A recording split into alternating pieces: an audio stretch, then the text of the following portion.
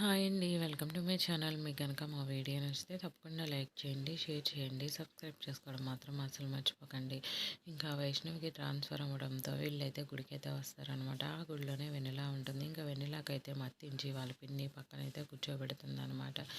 ఇంకా ఇంతలోకి ప్రదక్షిణలు చేస్తూ ఉన్న వరలక్ష్మి అయితే అక్కడ ముసుగేసుకుని కూర్చున్న వెన్నెలను అయితే చూస్తుంది. ఇదేంటి ముసుగేసుకుని ఎందుకు కూర్చుంది అని చెప్పి అయితే మనసులో అయితే ఆలోచించుకుంటూ ఉంటుందన్నమాట. వాళ్ళ పిన్ని మాత్రం వీళ్ళు రావడం అయితే గమనించకపోగా ఇంకా వరలక్ష్మి అయితే ఒకసారి మొహం చూస్తే పోలా ముసుగు ఎందుకు వేసుకుందో అని చెప్పి ఆలోచనలో అయితే పడుతుందన్నమాట.